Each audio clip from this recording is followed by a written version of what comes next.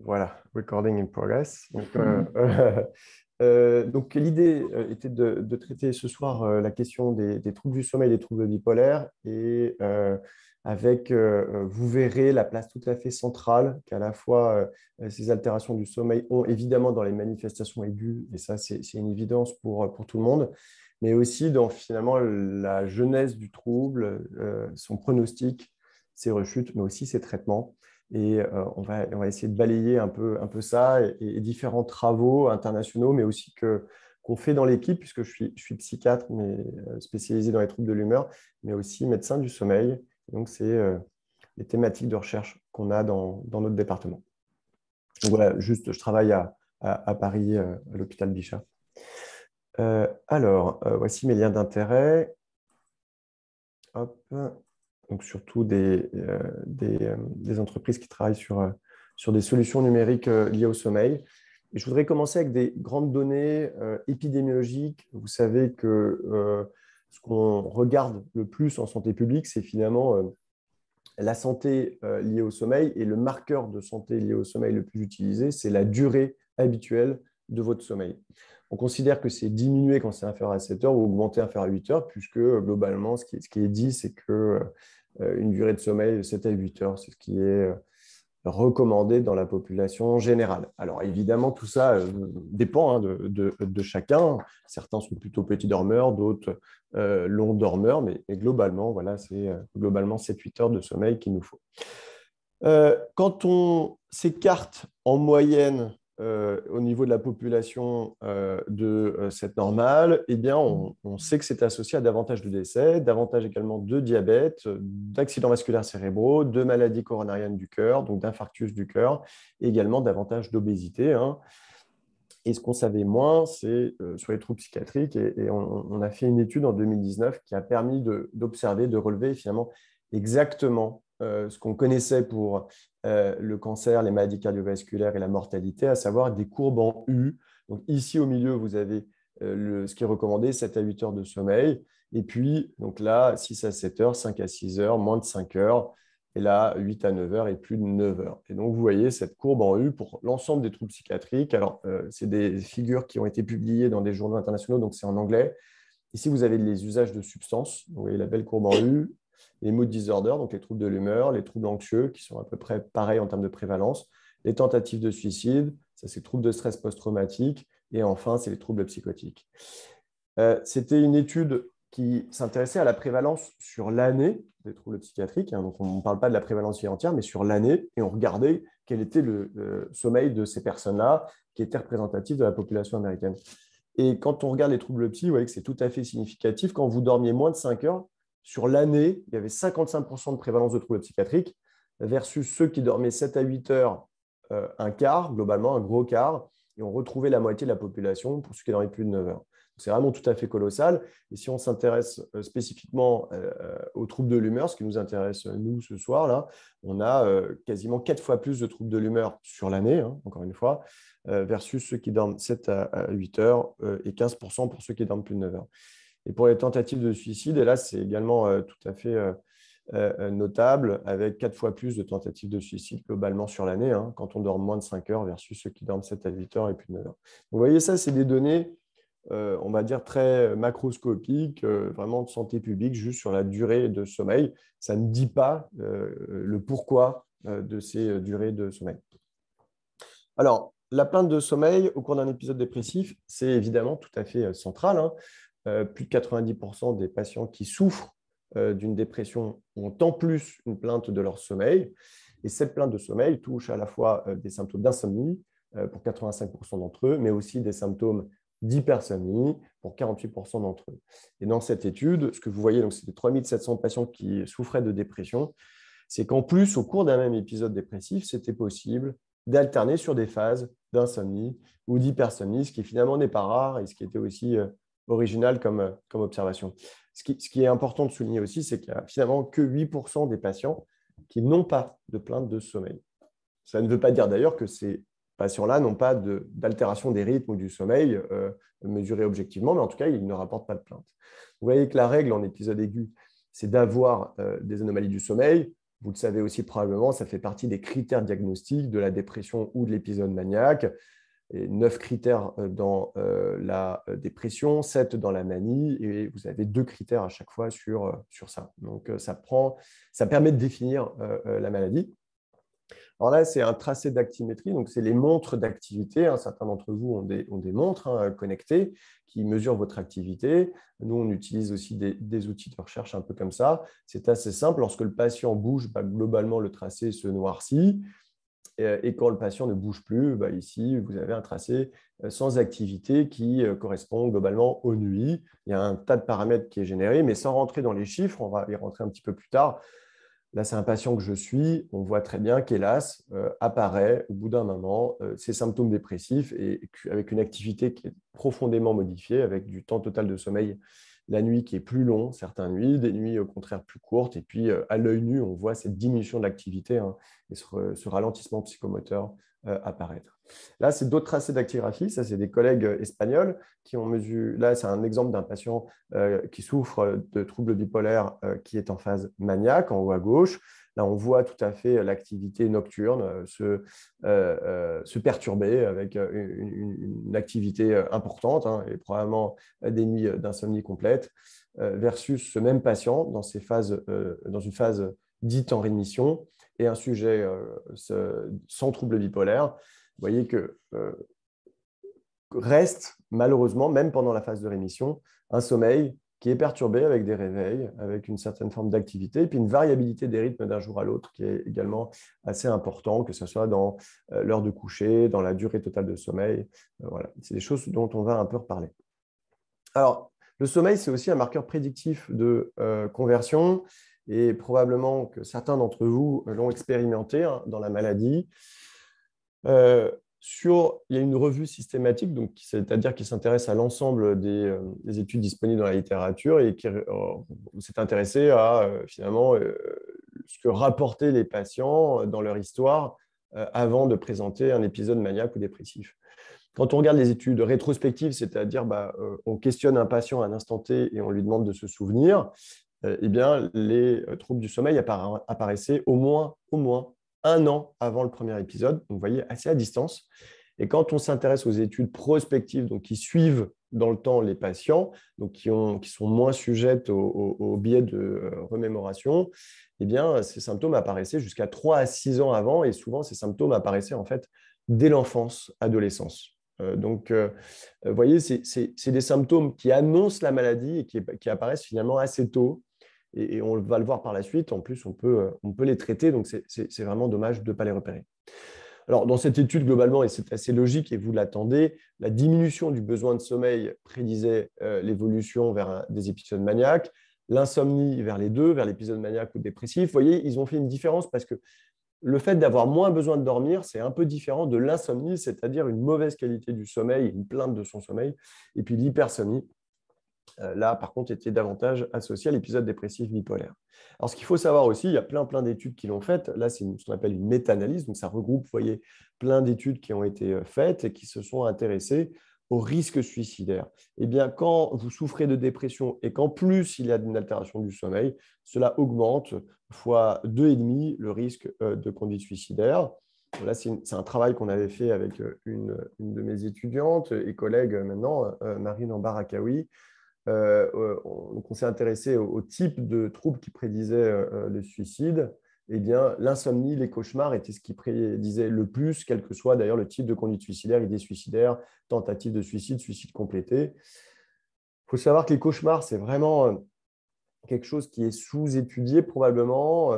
Nous, à Bichat, on a des groupes RIM, c'est répétition d'imagerie mentale, qui s'intéressent au traitement des cauchemars. C'est très, très fréquent dans les troubles psychiatriques. C'est 34% des patients avec troubles psychiatriques. Donc, c'est vraiment monstrueux comme prévalence, beaucoup plus que la population générale.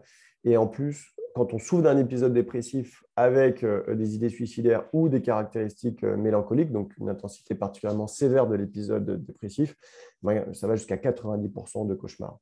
Donc, les cauchemars, Et là, il y a une étude que je vous ai pas présentée parce que voilà, elle n'est pas encore soumise et c'est en cours de finalisation, mais on montre qu'en plus, il y a vraiment une altération des rêves avant les conduites suicidaires. Donc, c'est une fenêtre d'intervention et en tout cas, un signe d'alerte tout à fait important, les cauchemars et l'insomnie sont vraiment des facteurs prédictifs de passage à l'acte qui doivent,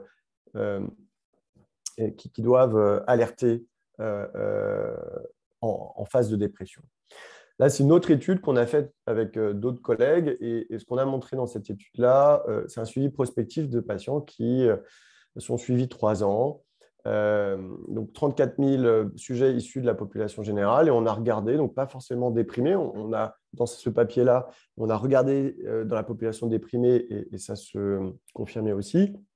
On s'est intéressé finalement à cette plainte de sommeil. Est-ce que c'est une plainte de sommeil prédit dans les 3 ans des conduites suicidaires? Et on voulait contrôler sur tous les facteurs de risque connus de suicide, parce qu'en fait, malheureusement, il y en a plein. Hein. Il y a tous les troubles psychiatriques, le fait de prendre de l'alcool, le fait d'avoir des traumatismes, le fait d'être une femme, le fait d'avoir des conditions socio-économiques défavorables, le fait d'être seul, le fait d'avoir déjà fait une tentative de suicide, bon, etc., etc. Et donc, on a, dans un modèle, contrôlé sur tous les facteurs de risque connus, en tout cas les principaux, et on a confirmé, du coup, une association indépendante et une prédiction indépendante de la plainte de sommeil sur des tentatives de suicide qui pourraient arriver au cours des 3 ans.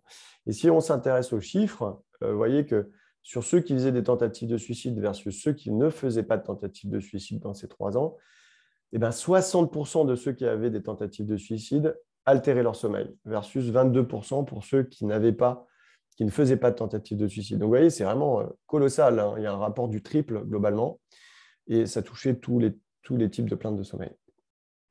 Alors, la question que vous allez me poser après, c'est d'accord, Pierre, mais qu'est-ce qu'il y a derrière cette plainte de sommeil rapportée lorsqu'on souffre de dépression? Eh bien, effectivement, vous avez raison de poser cette question parce qu'en fait, il y a plein de choses. Il y a, les critères pour diagnostiquer la dépression ou la manie sont des critères tout à fait valides, robustes, qui ont été bien éprouvés. On en est à la 5e version du DSM. Donc voilà, c'est des choses qu'on connaît bien maintenant. Mais en fait, il y a un nombre infini de présentations cliniques associées à des critères un peu généraux. Et là, je vais vous donner des exemples. On peut avoir une dépression avec une tristesse, des ruminations, une insomnie plutôt d'endormissement, ou à l'inverse, une dépression irritable avec des idées qui vont vite, un sommeil qui est fragmenté, des cauchemars, des idées suicidaires. On peut à l'inverse avoir une perte de poids, une perte de plaisir, une somnolence avec une difficulté de travailler, avec des siestes, des choses comme ça. À l'inverse, ce qu'on appelle des dépressions atypiques, c'est-à-dire avec plutôt là un gain de poids, une hyperphagie, donc une augmentation des apports alimentaires, une appétence pour le sucre, un déficit. Donc par exemple, les dépressions hivernales sont souvent comme ça, des déficits de la concentration, une fatigue sans somnolence. La fatigue, c'est le fait d'être fatigué toujours en journée, de vraiment avoir l'impression de pousser sa pierre comme ça toute la journée. La somnolence, c'est le fait de s'endormir dans des situations où on ne voudrait pas s'endormir.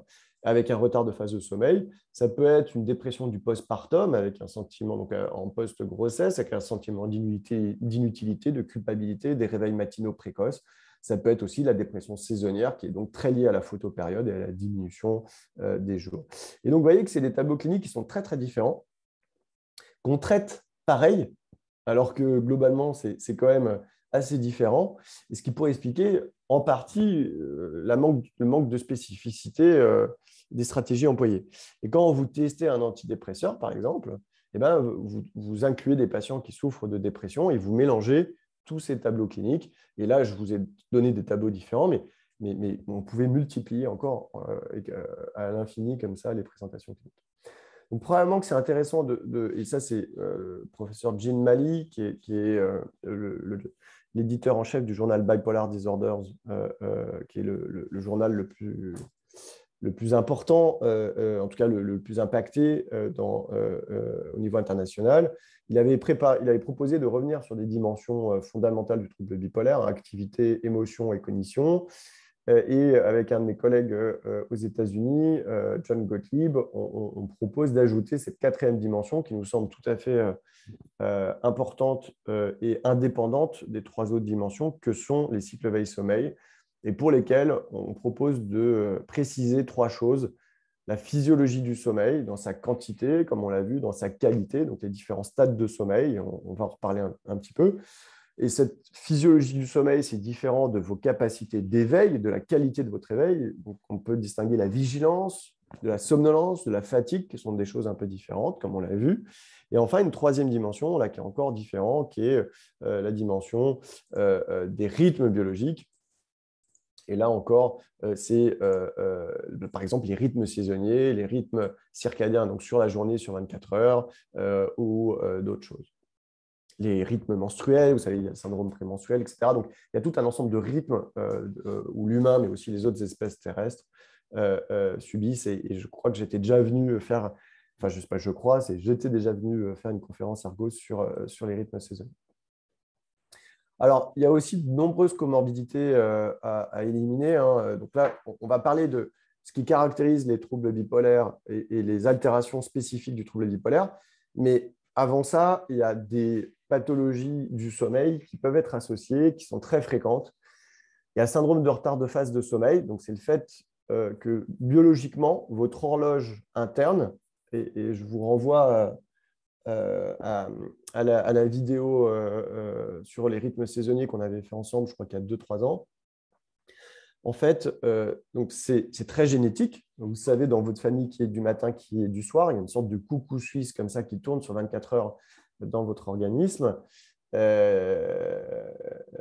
bien, les personnes qui souffrent de troubles de l'humeur ont un chronotype qui est plus du soir.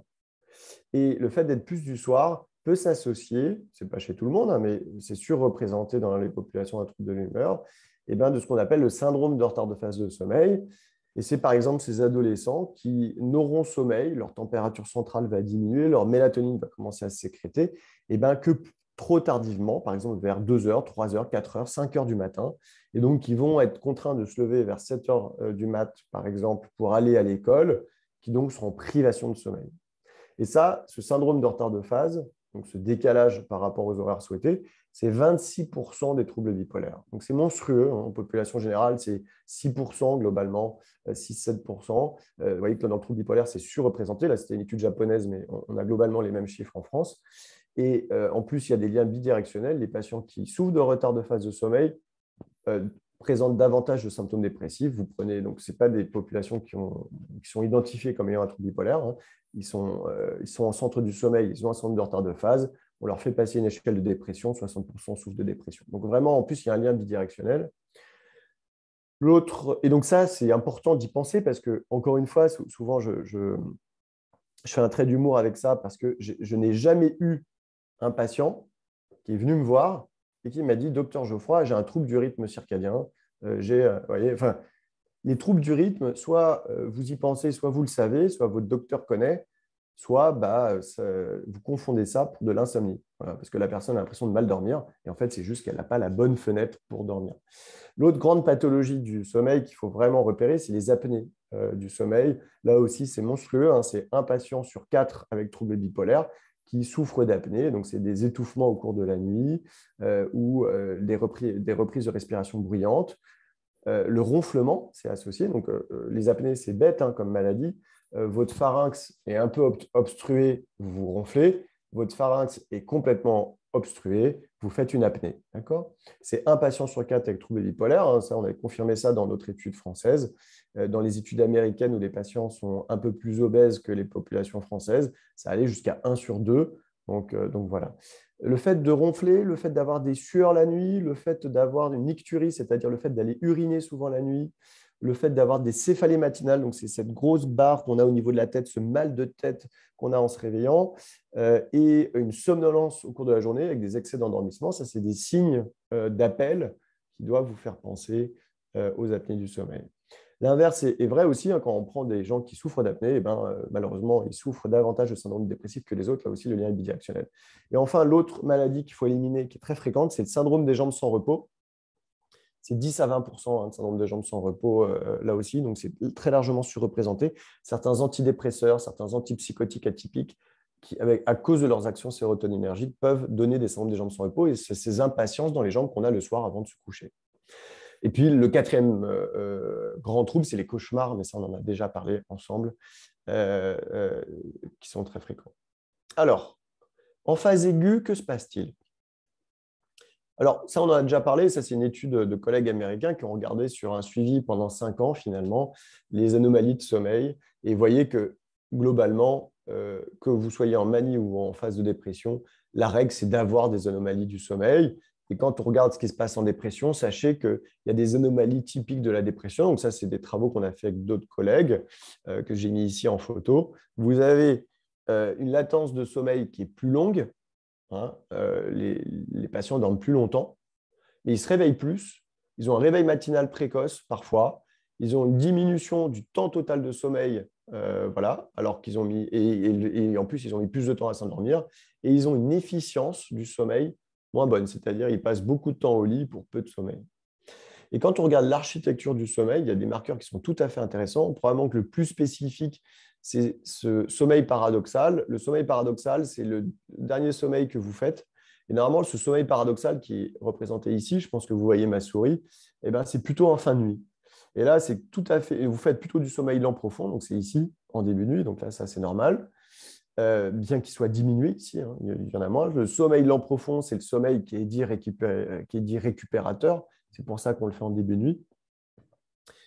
Et ce sommeil paradoxal, normalement, on le fait plutôt en fin de nuit. Et bien là, vous voyez, c'est exactement l'inverse. Il arrive plutôt en début de nuit, il est plus dense en début de nuit.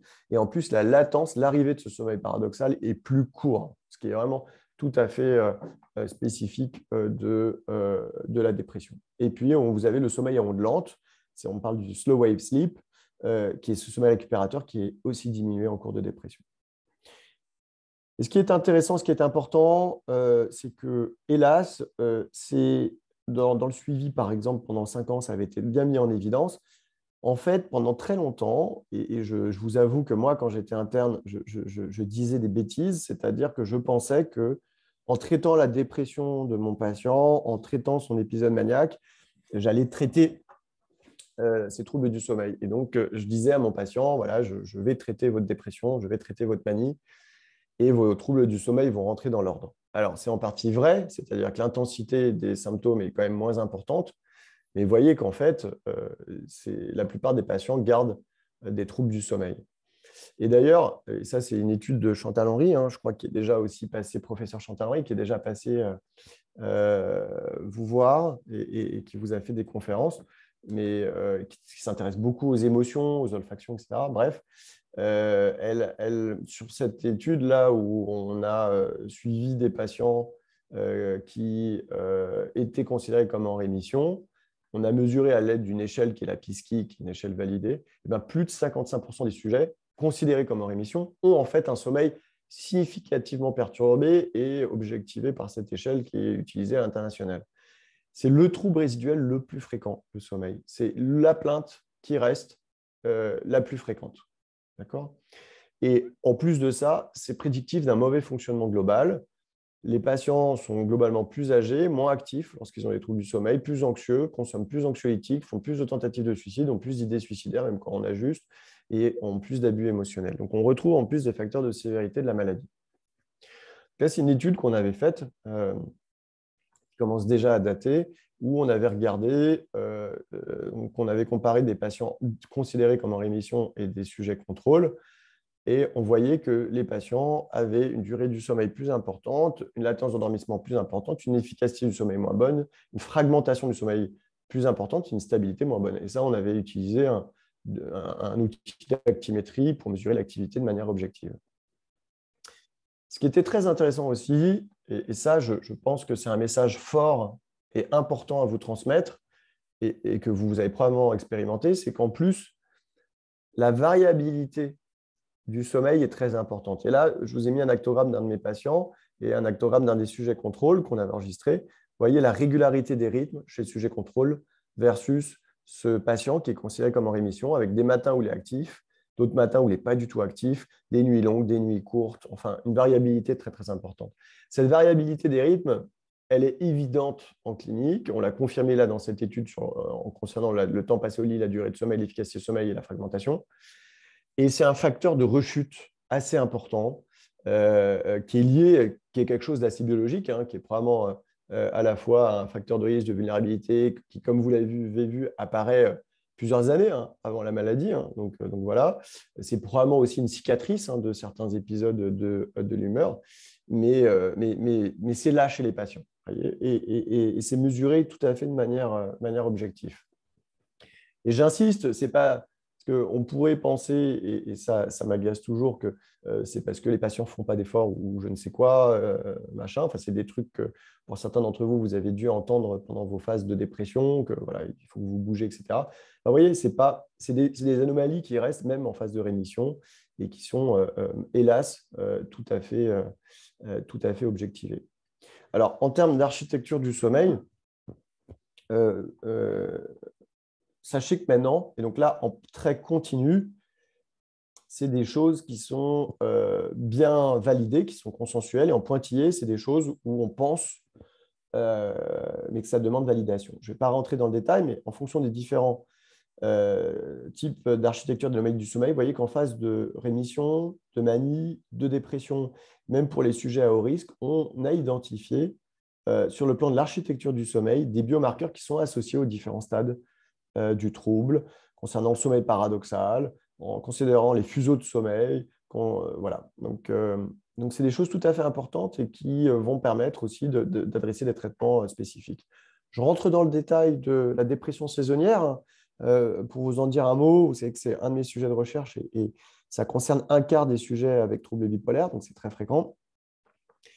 Si on regarde les sujets en rémission, dans cette étude-là, avec Léa Bertrand, on avait pu observer qu'il y avait une augmentation de ce sommeil paradoxal dont je vous ai déjà parlé, qui persiste même pendant la phase de rémission, et que cette diminution de la latence du sommeil paradoxal persiste aussi pendant la phase de rémission. C'est un résultat tout à fait étonnant. On savait que ce biomarqueur était important dans le trouble de l'humeur saisonnier et dans le trouble bipolaire en général. Moi, si j'avais fait un pari, j'aurais plutôt parié sur le sommeil lent profond, les ondes lentes, etc., puisque cliniquement, c'est des patients qui sont plutôt hypersomniaques, qui sont somnolents, qui l'hiver vraiment se mettent au ralenti, un peu comme une sorte d'hibernation, etc. Donc, j'avais plutôt envie de parier sur ces paramètres-là du sommeil, mais qui n'ont pas été confirmés. Et c'est toujours ce sommeil paradoxal altéré qu'on retrouve.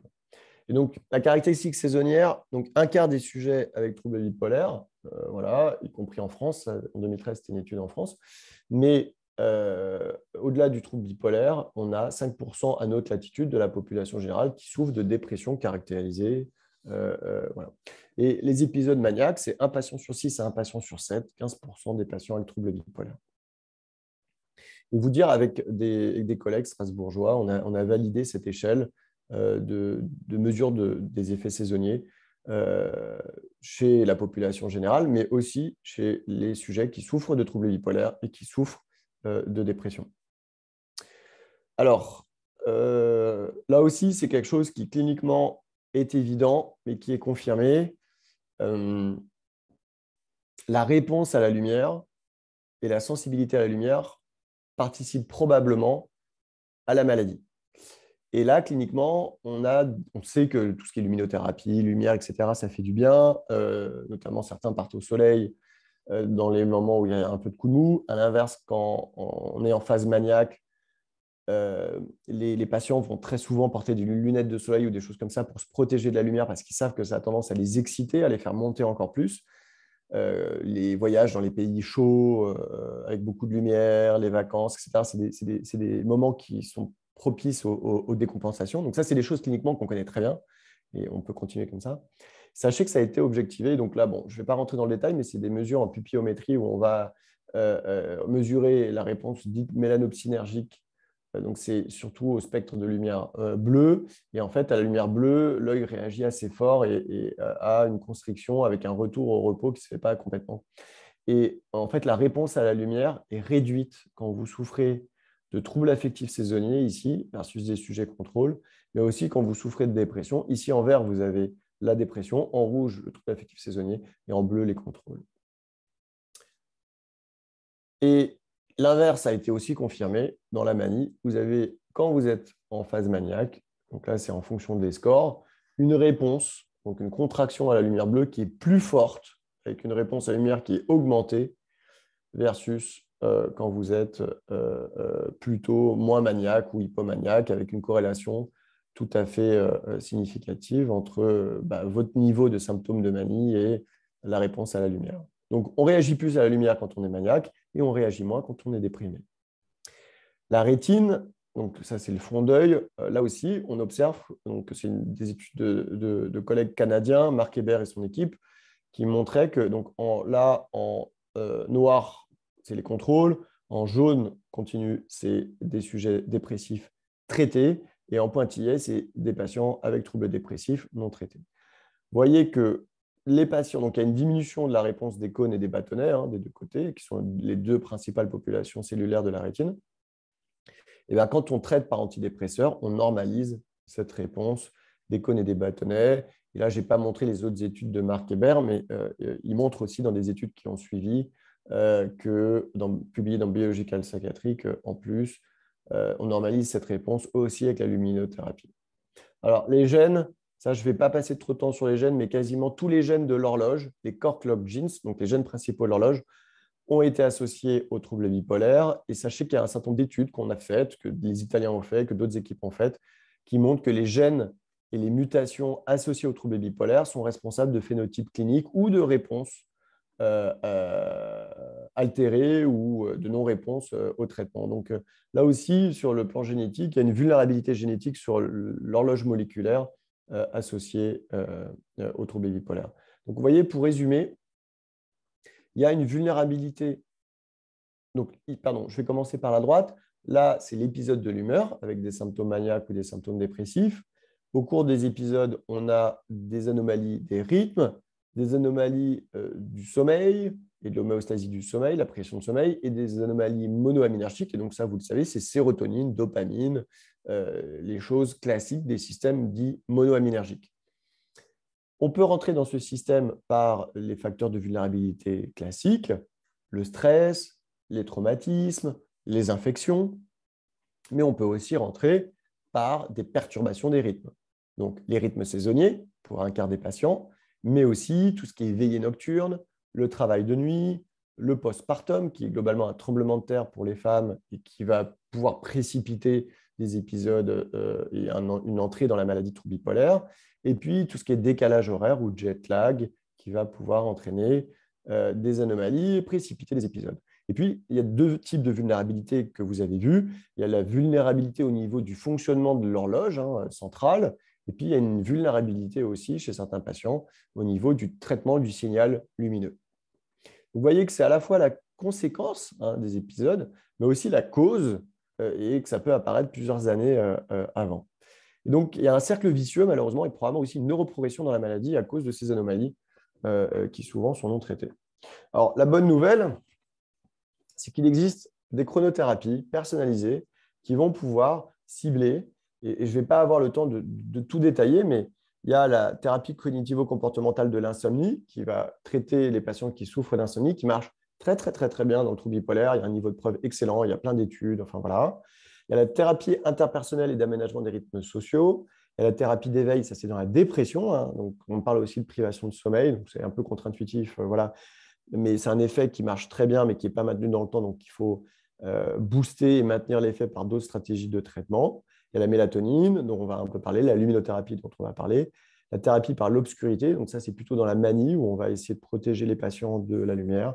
Et puis, il y a les traitements traditionnels, et par exemple, là je ne vais pas en parler, mais le lithium, sachez que le lithium, qui est le traitement de référence dans le trouble bipolaire, est un agent chronobiologique très connu, très puissant. Il y a plein d'études dans toutes les espèces.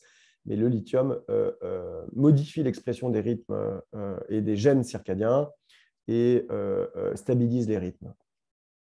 Alors, la lumière, je voudrais vous en parler un petit peu parce que ce n'est pas suffisamment connu, pas suffisamment prescrit pour différentes raisons. C'est que les médecins ne savent pas globalement comment la lumière fonctionne sur le plan physiologique. Et quand vous êtes médecin, pour prescrire un traitement, il faut que vous compreniez comment ça marche sur la physiologie. Et c'est des choses qu'on n'a pas appris en médecine parce que c'est des choses récentes, en tout cas dans ces compréhensions physiologiques, et ça, je vais vous raconter. Mais sachez que la luminothérapie a toujours existé en médecine. dès Hippocrate, l'héliothérapie était un traitement qu'il utilisait. Donc, dès les premières descriptions médicales, la lumière est utilisée. L'héliothérapie, d'ailleurs, a été la plus grande forme de traitement par luminothérapie dans l'histoire de la médecine, en Chine, en Inde, en Égypte. Ça a toujours été utilisé. Et puis, il y a eu les sanatoriums, hein, et des sanatoriums tournants, même en Suisse, pour être toujours exposé à la lumière du soleil. On pouvait aller en sanatorium pour. Enfin voilà, il y en a eu partout en France. Il y en a un peu moins maintenant, parce qu'il y a quand même un risque de cancer de la peau, etc. Voilà. Et il y a eu à un moment donné, FinCEN, ça a été un prix Nobel de médecine aussi, on l'a oublié. Il y a eu les photothérapies. Donc là, la photothérapie, en fait, c'est des lampes qui ont des UV pour traiter les psoriasis, le lupus, des choses comme ça. C'est toujours utilisé en dermatologie. Et puis, nous, ce qu'on utilise en psychiatrie ou en médecine du sommeil, c'est la luminothérapie. Et là, on supprime les UV pour ne pas abîmer la rétine. Et puis, il y a la célèbre série de cas en 84 de Rosenthal, où il traite efficacement une série de 30 patients qui souffraient de dépression saisonnière. Et cette série de cas de Rosenthal, en fait, a été très, très, très rendue publique partout dans le monde. Et c'est à partir des années 84 qu'en fait, que les médecins ont recommencé à faire de la luminothérapie dans la dépression et à l'utiliser dans la dépression non saisonnière également, qu'elle soit unipolaire ou bipolaire, les troubles du sommeil, on va revenir, mais aussi dans le syndrome prémenstruel. Alors, globalement, en fait, Rosenthal, ce n'est pas lui qui, globalement, a entraîné ce regain d'intérêt pour la lumière en médecine, même si c'est lui qui a fait la série de cas célèbres. Il y a eu 2 observations scientifiques historiques avant, juste pour que vous compreniez. C'est au début, on s'est rendu compte, Ware et collaborateurs, que le fait de modifier les rythmes biologiques, ça avait un effet antidépresseur. Et au même moment, il y a Lévy et ses collaborateurs qui montrent que le fait de mettre de la lumière sur la rétine d'un sujet ou d'une souris, ça va inhiber la sécrétion de mélatonine et modifier les rythmes. Du coup, vous voyez que le lien entre les deux est facile à faire. Donc, lumière, si la lumière modifie les rythmes et que modifier les rythmes est antidépresseur, bah, la lumière est peut-être antidépresseur. Et donc, ça a été confirmé tout de suite après, en fait, par Krickel et Lévy, dans la dépression unipolaire, dans la dépression saisonnière. Et peu de temps après, bah, en 84, Rosenthal il sort sa série de cas dans la dépression saisonnière. Et voilà. Et c'est à partir de là que vraiment il y a eu une longue histoire neuroscientifique et de recherche clinique sur les effets antidépresseurs de la luminothérapie. Et maintenant, et 84, vous voyez, c'est assez récent en fait. C'est même très récent. Et la recherche, elle avance lentement. Donc, il y a eu quelques études, etc. Et puis là, c'est en train d'exploser, mais globalement, ça va lentement. Et je vous fais un truc un peu très, très accéléré. Là, c'est une revue qu'on a sortie avec une collègue, Julia Marwani, cette année, où en fait, donc, on s'est rendu compte que ça marchait dans la dépression saisonnière, mais ça ne marchait pas que dans la dépression saisonnière, et surtout qu'il n'y avait pas une corrélation qui était très, très bonne avec la resynchronisation des rythmes et les antidépresseurs. C'est-à-dire que c'était antidépresseur, mais ça ne corrélait pas avec la resynchronisation des rythmes. Donc, ça voulait dire que ça passait par d'autres effets. De même, il y a une grosse étude qui est sortie aux États-Unis qui montre que la luminothérapie à midi, dans le trouble bipolaire, ça marche aussi. Or, quand vous mettez de la lumière à midi, il n'y a pas d'effet sur l'horloge. La lumière le matin, ça avance l'horloge. La lumière le soir, ça retarde l'horloge. Ça, vous le savez, on dit qu'il ne faut pas d'écran le soir. On dit qu'il ne faut pas d'écran le soir. Pourquoi? Parce que vous inhibez votre sécrétion de mélatonine et vous décalez toute votre horloge, vous la retardez. À l'inverse, la lumière le matin donne un signal d'éveil fort et va avancer votre horloge. Et si vous donnez à midi, il ne se passe rien, en tout cas en termes de rythme. C'est quand même antidépresseur. Et sachez qu'en fait, on sait maintenant sur le plan anatomique qu'il y a des connexions entre la rétine et des connexions directes entre certaines aires du cerveau qui sont responsables du sommeil, de la vigilance, mais aussi de tout ce qui est régulation des émotions. D'accord? Vraiment des trajets directs, par exemple, entre la rétine et l'amygdale, le noyau accumbens, le noyau périabénulaire, mais aussi sur d'autres voies sérotoninergiques et dopaminergiques impliquées dans l'humeur.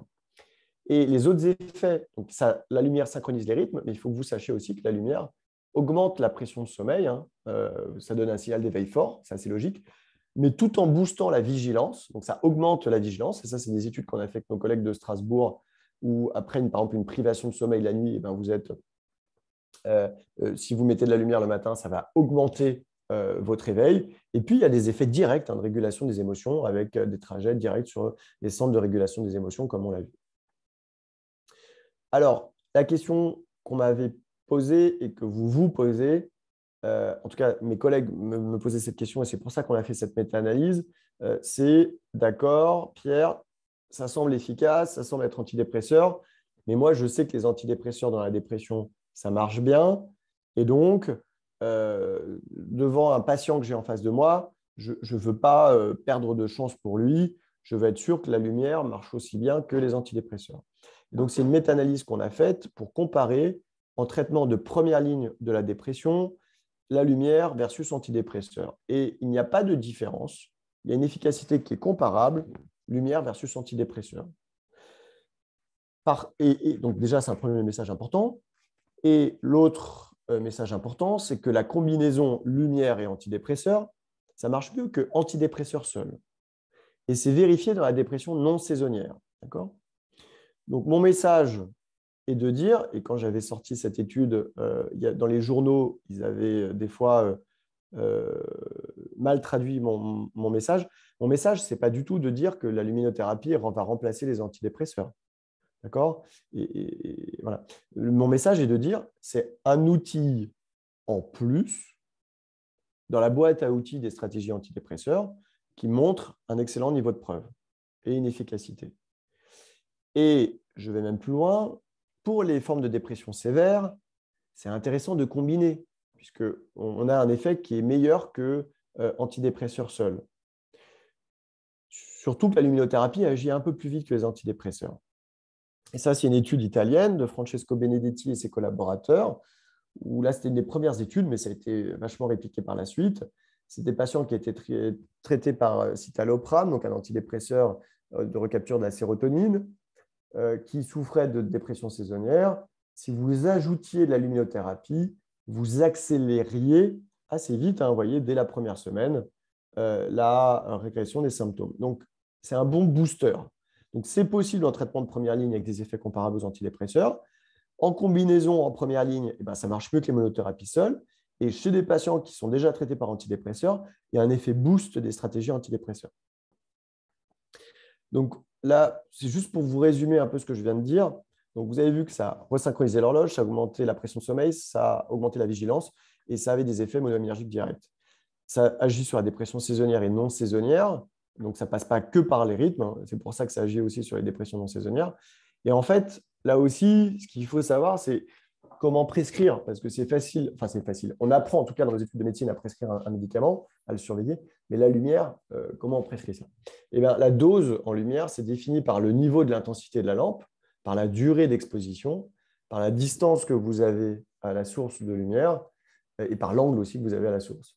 Il y a le timing, c'est le moment où vous faites de la lumière, et ça on en a déjà parlé. Si vous faites le matin, vous allez avancer les rythmes. À midi, il ne se passe rien sur les rythmes. Et si vous faites le soir, vous allez retarder les rythmes. Donc, le moment de la lumière aussi a un effet. Et puis là, c'est un champ de recherche important et on ne sait pas encore bien, mais probablement que les couleurs dans la lumière, là aussi, ont des effets différents.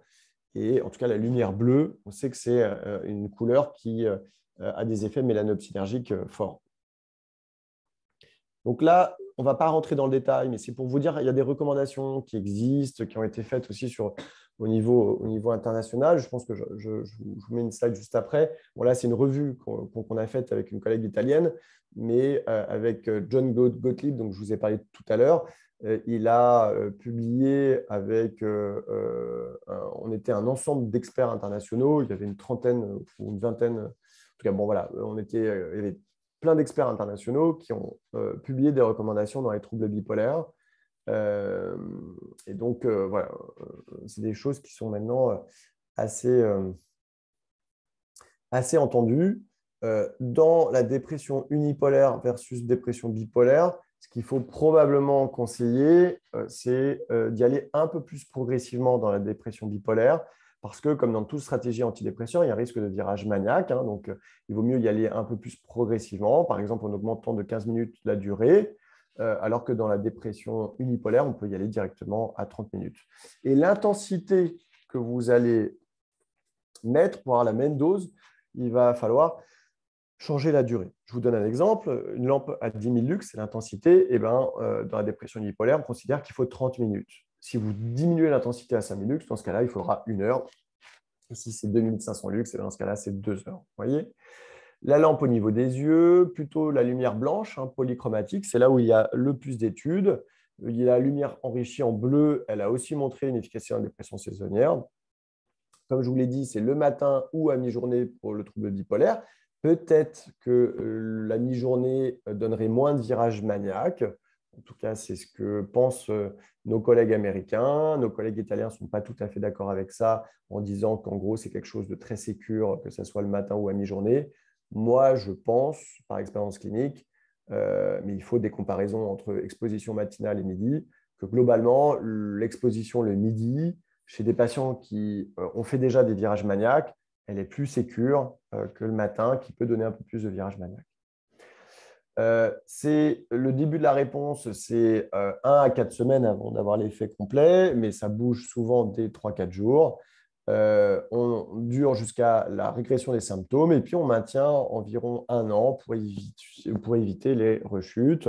Et puis, quand c'est un pattern saisonnier, eh ben, on dure pendant toute la période à risque. Et ça, les patients saisonniers le savent très bien, hein. Ils arrêtent la luminothérapie quand le printemps revient ou quand les jours commencent à se rallonger. Alors, le risque, attention, c'est le virage maniaque. Donc, dans le trouble bipolaire, jamais de luminothérapie sans un thymorégulateur de type lithium, des pacotes, técrétol, bref, un thymorégulateur qui vous protège du versant maniaque. Et puis, les contre-indications, c'est tout ce qui est pathologie rétinienne, surtout la dégénérescence maculaire liée à l'âge. Et s'il y a un doute, si vous avez une pathologie de l'œil, il faut demander avis à votre ophtalmo. Alors, la mélatonine, juste pour vous en parler, parce que vous avez souvent beaucoup de questions sur la mélatonine, ça agit de 2 manières différentes. Ça agit comme un effet soporifique et pas sédatif, et ça, j'insiste sur ça, hein. C'est dose dépendant, c'est-à-dire plus vous allez augmenter la dose de mélatonine et plus vous allez avoir envie de dormir. Donc, c'est au moment du coucher. Et ça entraîne des signaux physiologiques que vous connaissez. C'est le soir, quand vous avez froid, vous commencez à avoir sommeil, vous commencez à avoir le moral qui diminue un peu, sentir qu'il faut aller au lit. Et bien ça, c'est votre mélatonine qui commence à être sécrétée. La mélatonine fait diminuer la température du corps. Un autre effet de la mélatonine, c'est ce qu'on appelle un effet chronobiotique, c'est-à-dire c'est horaire dépendant. Si vous mettez la mélatonine 6 à 2 heures avant le coucher, donc c'est des doses inférieures à 1 milligramme, parce que si vous montez les doses, vous allez être soporifique, vous allez endormir la personne, et bien là, vous allez avancer la phase de sommeil, vous allez tirer la phase de sommeil. Donc, dans le syndrome de retard de phase de sommeil, par exemple, en médecine du sommeil, c'est utilisé pour aider la personne à se coucher plus tôt. À l'inverse, si vous mettez la mélatonine le matin, et ben ça va retarder, ça va pousser. C'est l'inverse de la lumière. La lumière le soir, ça retarde. La mélatonine le soir, ça avance. La lumière le matin, ça avance. La mélatonine le matin, ça retarde. C'est assez logique, ce sont des effets opposés. D'accord? Donc, 2 effets de la mélatonine, chronobiotique et soporifique. Là, je vais passer vite, mais juste pour vous dire que dans le syndrome de retard de phase, là aussi, il y a eu pas mal d'études. Et globalement, la mélatonine fonctionne pour avancer l'heure du coucher sans effet majeur important. Et c'est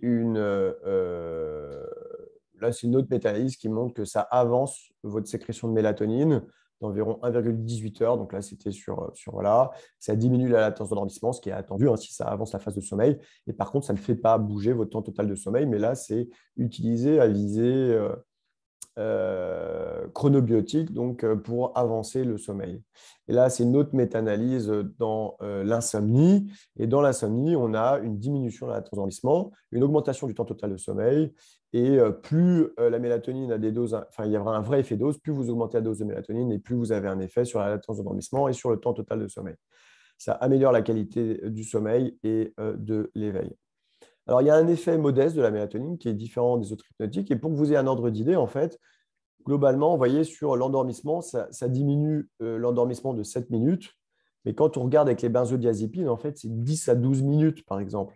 Donc, en fait, la différence n'est pas si incroyable que ça. Et puis, l'effet qu'on a en tête, mais 10 minutes, en tout cas, ou 7 minutes, c'est beaucoup quand vous avez du mal à dormir, à vous endormir. C'est une moyenne, hein, donc ça dépend bien sûr. Chez les patients qui ont beaucoup de mal à s'endormir, ça va être plus. Pour ceux qui n'avaient pas trop de troubles d'endormissement, ça va être moins. Enfin voilà. Donc tout ça, c'est au niveau groupal, donc au niveau individuel, c'est différent. Donc effet modeste, c'est un effet qui se maintient dans le temps, sur lequel il n'y a pas de dépendance, contrairement aux hypnotiques, benzodiazépines et Stinox, Imovan, etc., qui là, dès 4 semaines, on a ce qu'on appelle une pharmacotolérance qui apparaît, c'est-à-dire globalement une dépendance et une perte d'effet. Et il y a très peu d'effets secondaires avec la mélatonine. Vous pouvez arrêter du jour au lendemain la mélatonine, il ne se passera rien. Vous ne pouvez pas vous intoxiquer à la mélatonine, etc. etc. Alors, probablement, il y a eu pas mal d'études sur probablement qu'en plus, la mélatonine dans le trouble bipolaire a une place intéressante parce que le trouble bipolaire est associé à davantage d'insomnie, de retard de phase, altère certains paramètres du sommeil, comme on l'a vu, la latence d'endormissement, le temps total de sommeil, l'efficacité de sommeil. Et en plus, le trouble bipolaire, par définition, est associé aux rechutes.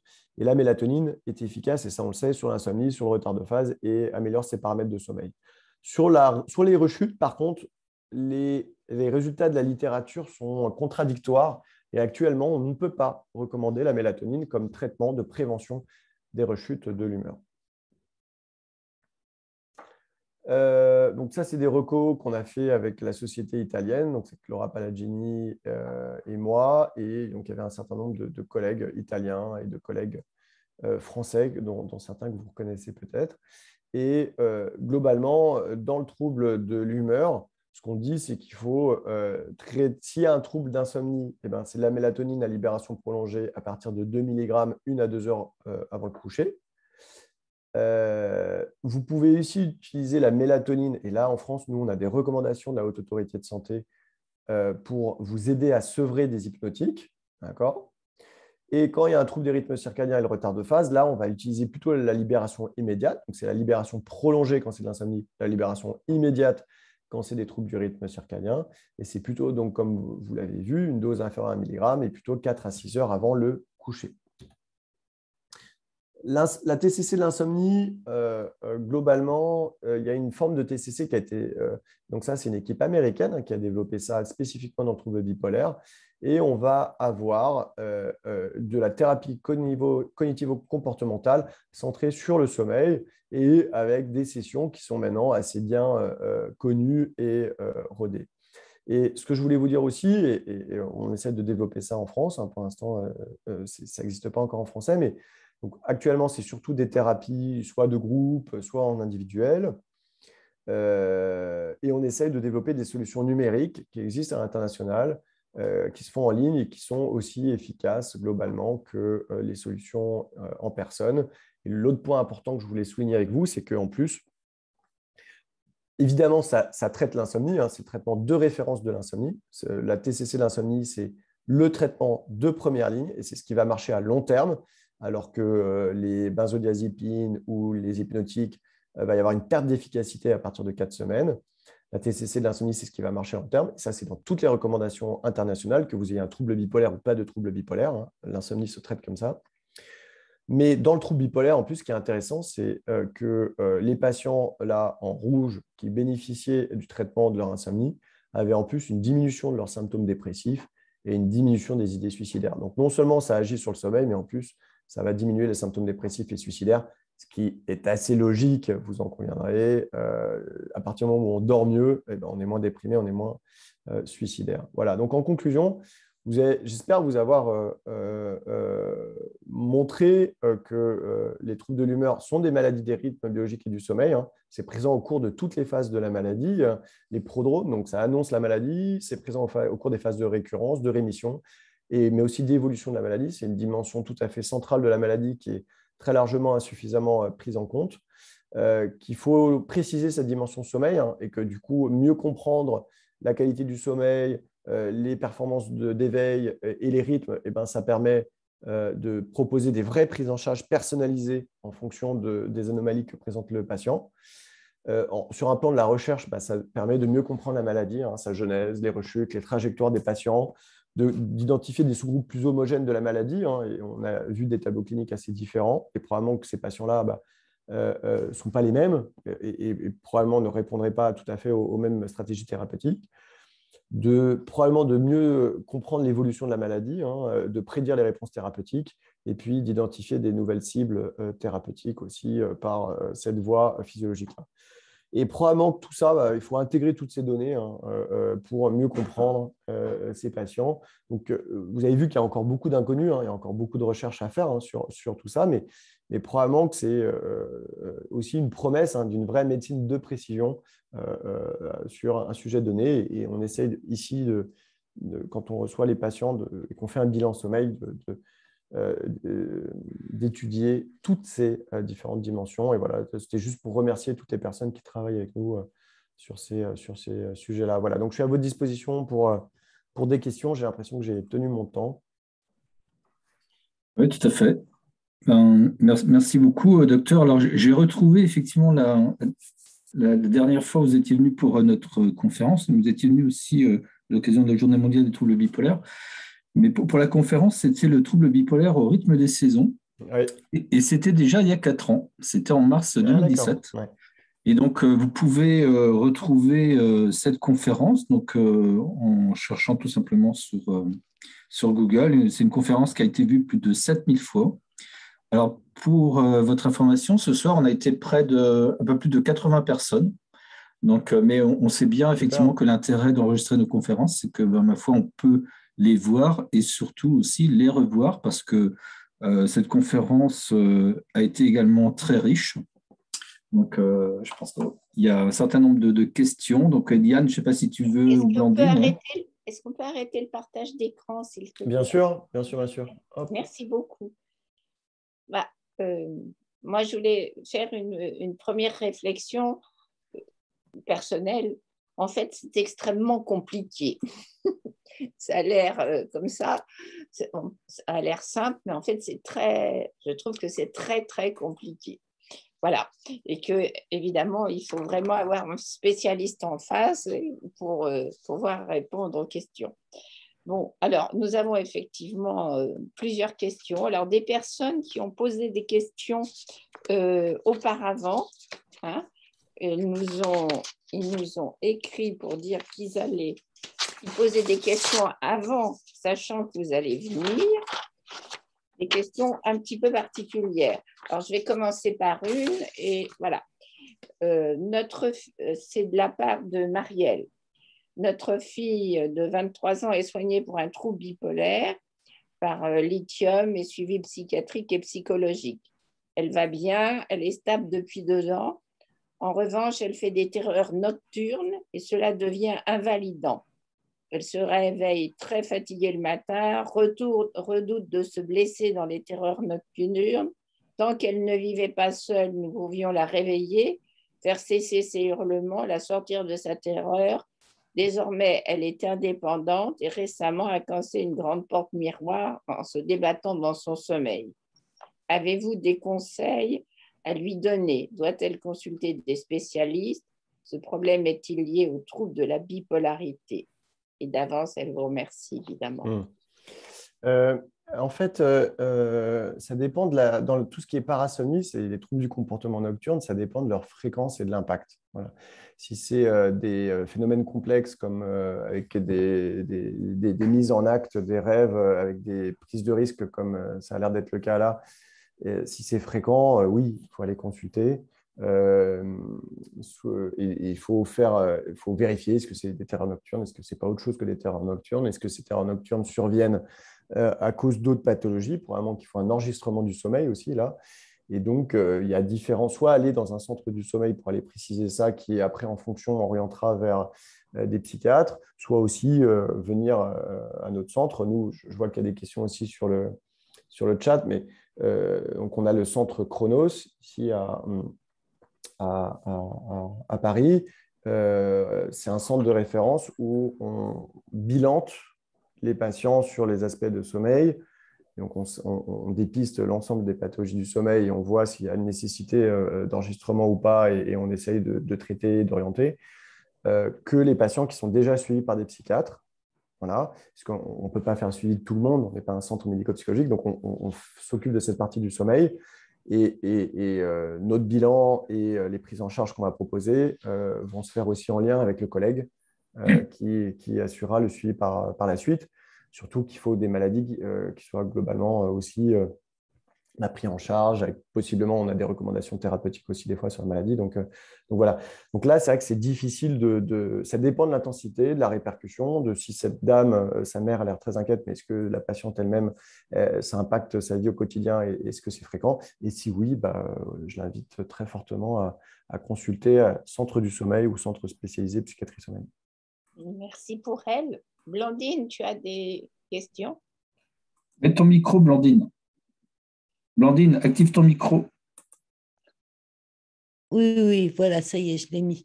J'ai une question très pratique. Est-il préférable de dormir avec des volets ouverts ou plutôt fermés? Et si oui ou non, pourquoi? C'est une très bonne question et il faut dormir avec les volets fermés.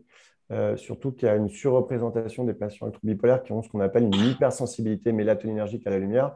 Donc là, Madame Melon, je continue dans les trucs compliqués. Et c'est assez simple, en fait.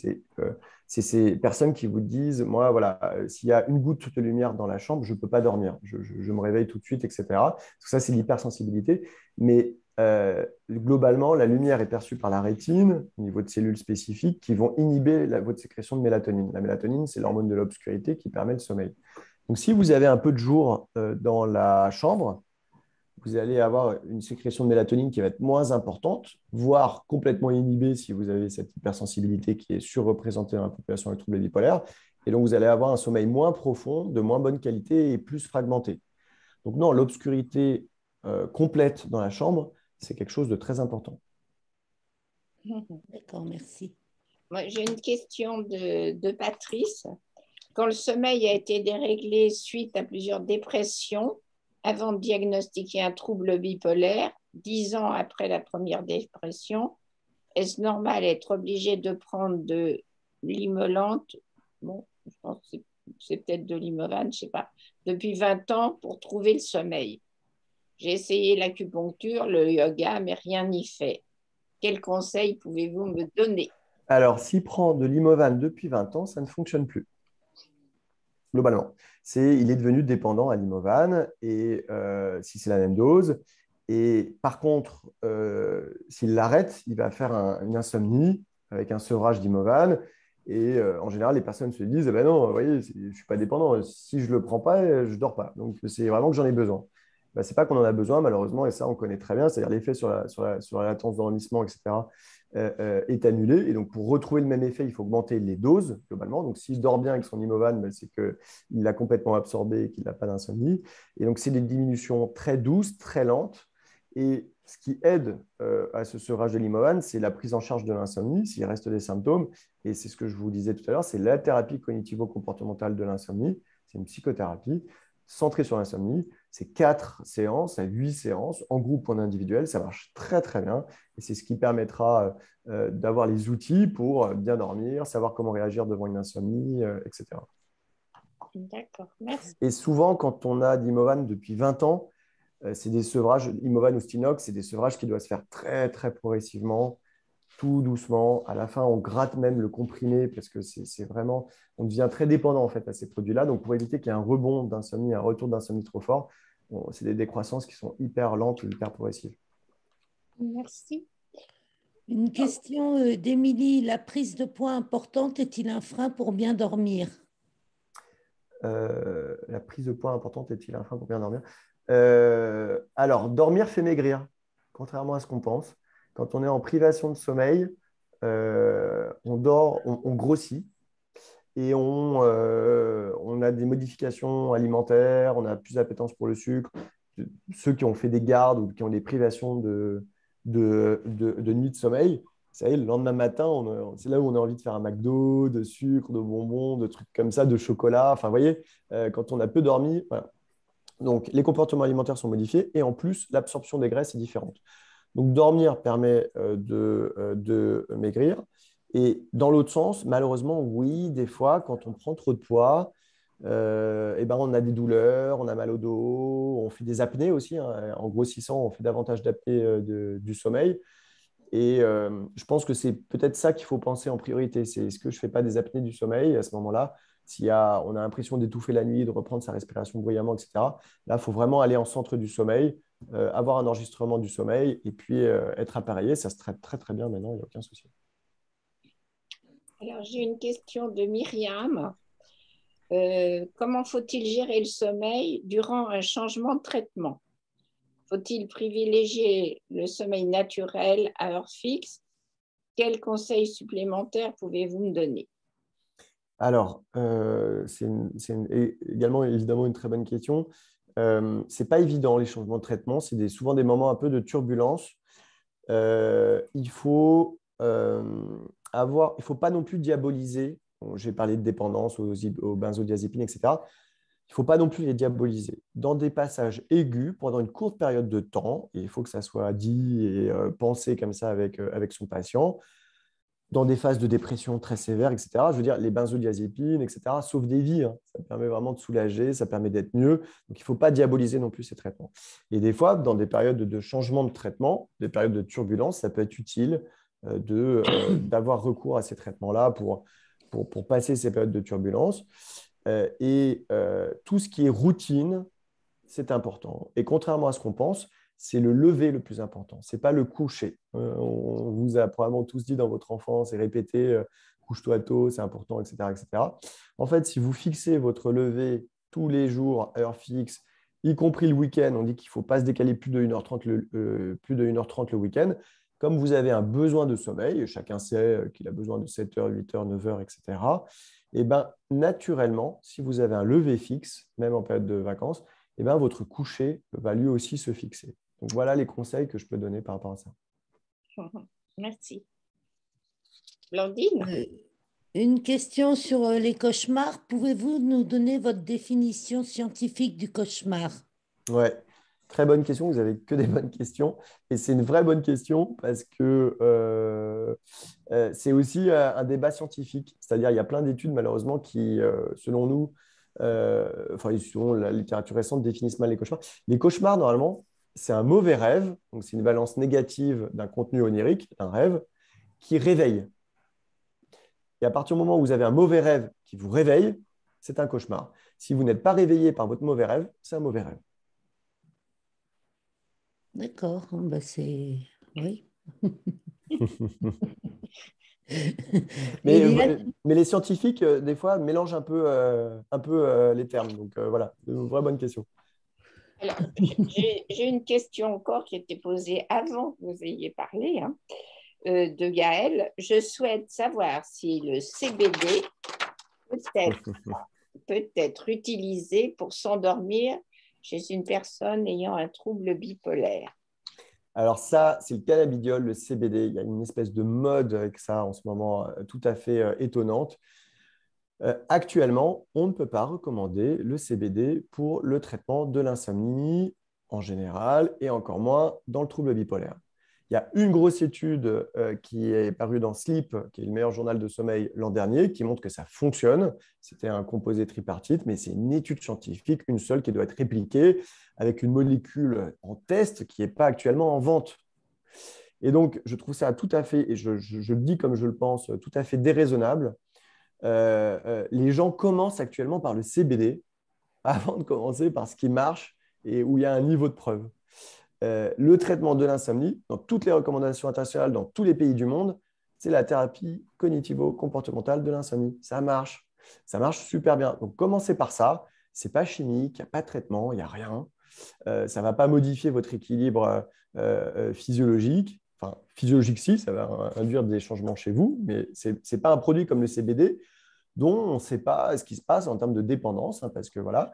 Et les gens achètent des produits sur Internet, sur Amazon, etc., sur des sites souvent de provenance de Chine, où ce n'est pas du tout contrôlé, où il y a en plus du THC. Donc THC, c'est le processus actif du cannabis. D'accord. Même dans l'étude dans Sleep, il y avait aussi du THC, c'est du cannabis.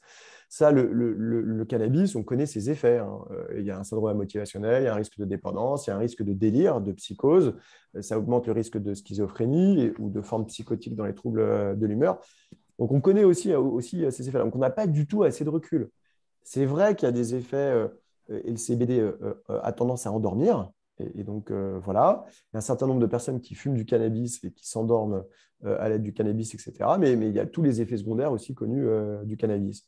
Donc, prudence, pourquoi pas dans un futur, on verra. Peut-être que les différentes formes, voilà. Mais attendez que ces formes-là sortent.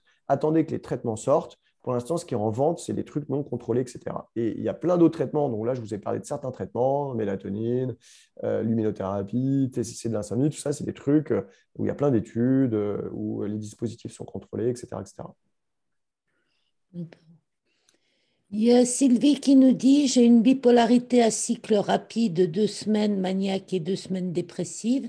Faut-il changer la prise de somnifère ou de mélatonine? Alors, les cycles rapides, ça, c'est effectivement une forme sévère d'évolution du trouble bipolaire où tout l'enjeu est de casser cette cyclicité rapide. Et ça, c'est plutôt en sommeil, je n'ai pas de stratégies qui vont diminuer les cycles rapides, malheureusement. Alors, tout ce qui est stabilisation du sommeil, et des fois, par exemple, je dis n'importe quoi, des pathologies associées de type apnée non traitée, etc. Quand vous allez traiter des personnes, pof, ça va complètement changer la maladie. Donc, il faut quand même, s'il y a des troubles du sommeil, les traiter et voir si ça diminue les cycles rapides. Mais les cycles rapides, c'est souvent des modifications de thymorégulateurs, notamment le lithium qui va casser les cycles rapides, les sismothérapies qui, des fois, vont faire un reset sur la cyclicité des rythmes. Enfin, c'est d'autres stratégies. Mais s'il y a des plaintes de sommeil, traiter les plaintes de sommeil et voir ce qui reste, si on casse cette cyclicité rapide. Voilà. Mais il n'y a pas de choses spécifiques dans les stratégies du sommeil. Tous les traitements des altérations du sommeil peuvent avoir un effet positif sur l'évolution de la maladie. D'accord. J'aimerais dire le témoignage de Sylvie, qui s'adresse aux conférenciers et participants. Je peux témoigner, j'ai suivi une thérapie ACT cet été, plus de problèmes de sommeil et sevrage au benzo que je prenais depuis 2 ans en 3 mois. Nous, on n'en fait pas dans le service, mais c'est des choses qui marchent très bien. La thérapie ACT, c'est tout ce qui est acceptation, mais pas l'acceptation passive de ces symptômes, une acceptation active. Et Sylvie, qui a suivi cette thérapie, en parlera probablement mieux que moi. Mais ce n'est pas étonnant que ça marche aussi sur le sommeil parce que, en fait, l'insomnie notamment, en fait, globalement, on a une machine à être éveillée. C'est les structures profondes dans le cerveau. Et on va inhiber cette machine à être éveillée pour dormir. Mais dès que le cerveau et notamment les fonctions supérieures fonctionnent, c'est-à-dire on a un truc en tête, on rumine, il y a des idées qui tournent, etc. Et bien, paf, on va empêcher l'extinction de cette machine à être éveillée. Et on va rester éveillé du coup. Et donc, tout ce qui vise à hyper contrôler ou à lutter contre son sommeil, il faut à tout prix que je dorme, si je ne dors pas 3 heures de sommeil, je ne vais pas être en forme le lendemain, etc. Les idées qui vont tourner, etc., ça va maintenir éveillé. Dans la thérapie ACT, on va accepter les symptômes qui sont là, les ruminations, les pensées négatives, ce genre de choses. Donc, ça va diminuer la tension, ça va diminuer les ruminations. Et pour les patients, on parle d'hypervigilance dans l'insomnie, qui sont hyper vigilants, qui ont du mal à mettre sur pause leur cerveau au moment du coucher. Et ben, cette thérapie ACT, elle doit être tout à fait intéressante. Merci. Il y a une question, oui, il y a une question. Où est-ce qu'on peut effectuer les TCC liés aux troubles du sommeil? Alors, il y a plein de praticiens qui sont formés. Nous, à Bdisha, donc, on a un centre spécialisé, et ça, c'était vraiment notre souhait. C'est un centre de psychiatrie pour les personnes avec troubles psychiatriques. On ne prend que les personnes qui souffrent de troubles psychiatriques, et donc on a adapté nos thérapies d'insomnie, etc., pour les personnes qui souffrent avec des troubles de l'humeur. Mais sur toute la France, il y a des thérapeutes qui sont psychologues ou psychiatres qui sont spécialisés en TCC de l'insomnie. Donc, en général, c'est précisé sur Doctolib, ils mettent leur spécialité, etc.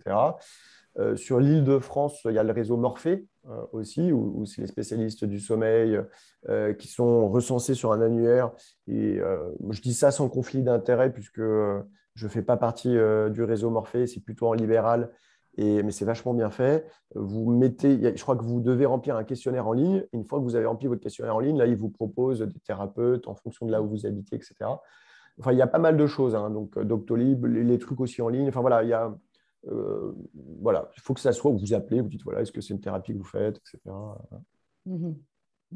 Une question d'Annette. Comment le Ah, cerveau est-il je vois impacté? Slama, pardon, qui a donné un site que je ne connais pas, tcci.fr. 10% des Français. Ouais, je sais pas, peut-être que c'est une adresse. En tout cas, je ne connais pas, mais c'est peut-être une adresse intéressante où il y a des centres. Pardonnez-moi, je vous ai coupé. C'est pas grave. Comment le cerveau est-il impacté par le sommeil léger et les réveils fréquents si les symptômes s'étalent sur des années? Comment le cerveau est impacté? Alors, sur le plan neurobiologique, on comprend de mieux en mieux ce qui se passe. Globalement, quand on dort mal, il y a 4 grands types de processus.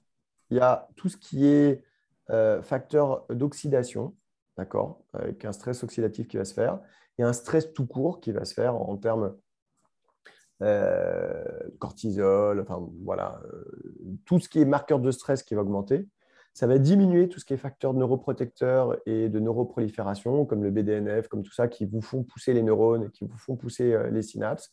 Et puis, il y aura aussi des atteintes directement inflammatoires. Ça va créer une sorte d'inflammation, mais de bas grade, on appelle ça. Donc, ce n'est pas comme quand vous faites, je dis n'importe quoi, vous avez un gros mal de dos, ou vous faites une énorme tendinite, où là, il y a les marqueurs inflammatoires, ou une infection, où là, les marqueurs inflammatoires explosent. C'est une inflammation qui est plus basse et qui est localisée dans certaines zones du cerveau et qui va entretenir. Voilà. Donc, vous voyez, il y a 4 grands processus globalement qui sont maintenant assez bien connus et qui va induire une sorte d'état de stress inflammatoire anti-neuroprolifératif dans le cerveau. Et donc, tout ce qui est chronique va s'installer dans le temps, va avoir une répercussion dans le temps. Mais attention, parce qu'il ne faut pas non plus avoir un discours dramatique, c'est-à-dire le cerveau est une machine fantastique qui est très neuroplastique. On fait des neurones toute sa vie, on fait des connexions toute sa vie, on fait des synapses toute sa vie, on apprend plein de trucs toute sa vie. Et là, en ce moment, là, vous êtes en train de faire des synapses, etc. Cette nuit, vous allez retenir des trucs et vous allez oublier plein de trucs de ce qu'on vient de se dire là. Mais ça va rester. Les synapses, les neurones, ce que vous aurez codé, ça va rester pendant, j'espère, un certain temps. Et on fait ça toute sa vie. Et donc, oui, mal dormir, ça va altérer, mais après, le fait de mieux dormir, le fait, voilà, pouf, on récupère, on refait des axes, etc. Donc, les choses ne sont pas non plus gravées dans le marbre. Il y a une question sur l'apnée du sommeil, c'est de la part de Denis. Le traitement de l'apnée du sommeil peut-il déclencher une phase hypomaniaque forte en intensité et durée associée d'une perte de poids importante de 8 kilos en 3 mois? Alors oui, bien sûr. L'insomnie fait partie c'est le grand classique, malheureusement. Privation de sommeil parce que boulot, parce que stress au travail, parce que on est parti en vacances, on a fait la fiesta, etc. Et là, l'insomnie déclenche les symptômes maniaques et on est parti dans le cycle de l'épisode de manie. Et les patients qui rechutent sur ça connaissent très bien le processus. Et d'ailleurs, les patients qui connaissent bien leur maladie, quand ils sentent qu'ils sont en privation, qu'ils dorment moins, qu'ils ont moins besoin de sommeil, ils sentent que c'est en train de monter et ils décapitent les symptômes qui apparaissent avec une petite dose d'antipsychotiques ou une petite dose de, voilà, par exemple, Soliant 50, Zyprexa 5-10, Abilify, etc. Bref, ils décapitent les petits symptômes qui apparaissent, ce qui permet d'éviter de partir sur un épisode complet, quoi. Voilà. Oui. Il y a une question d'un papa bipolaire. Vous avez indiqué que le sommeil de patients dépressifs pouvait être altéré dès l'adolescence. Je suis atteint de troubles bipolaires et père de 3 jeunes enfants. Dois-je faire attention à quelque chose de spécifique concernant le sommeil de mes enfants?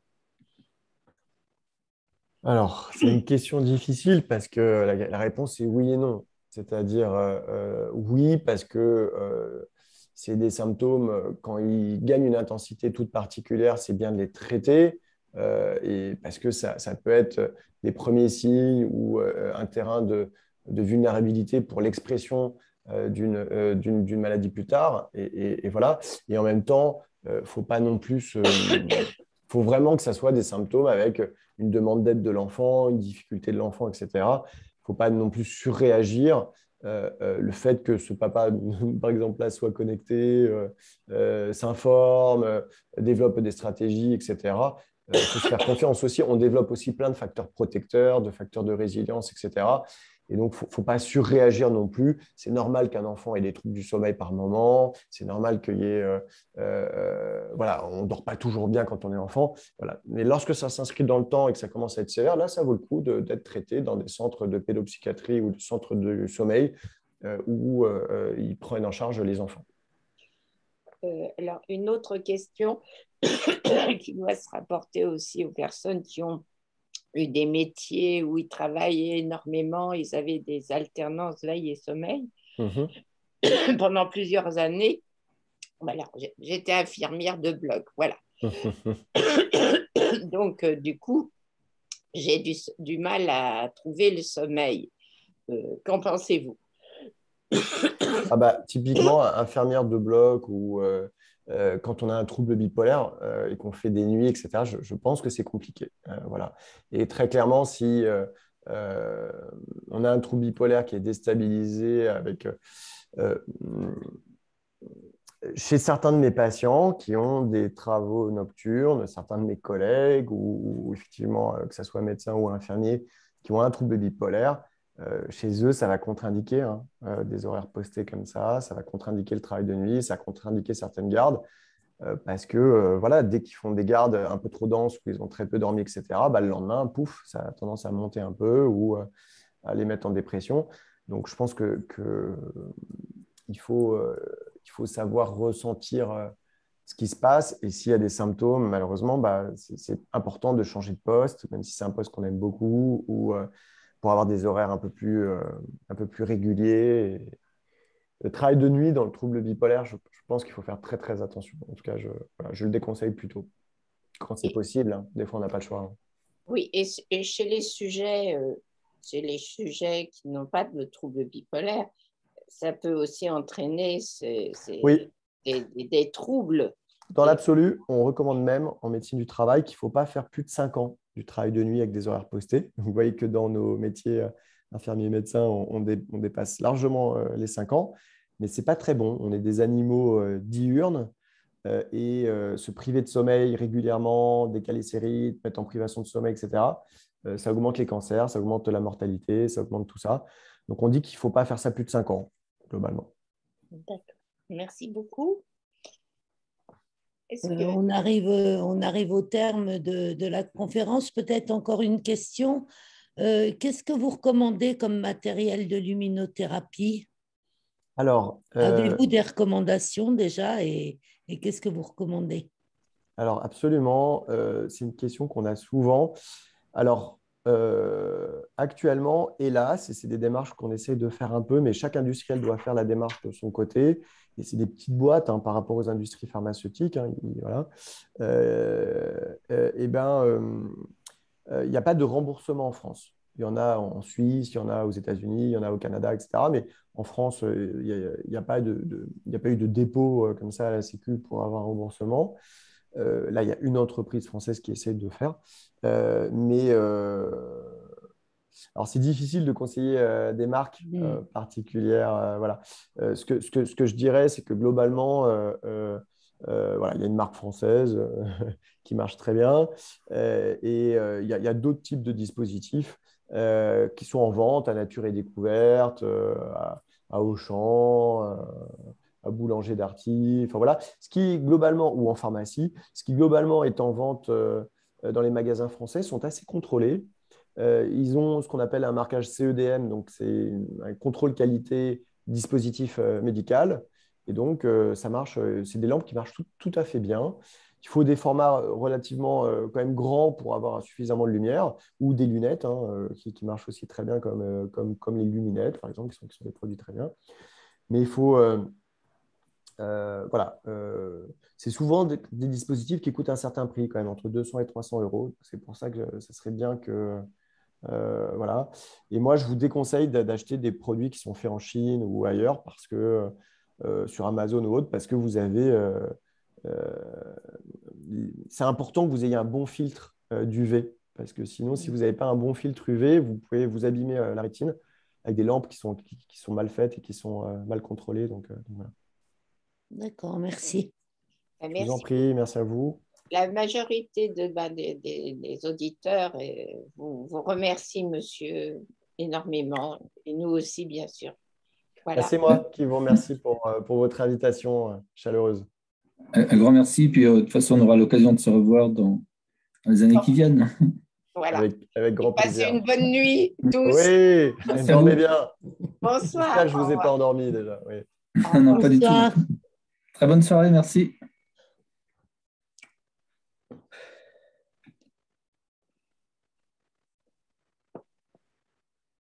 Eh bien, je vais arrêter l'enregistrement.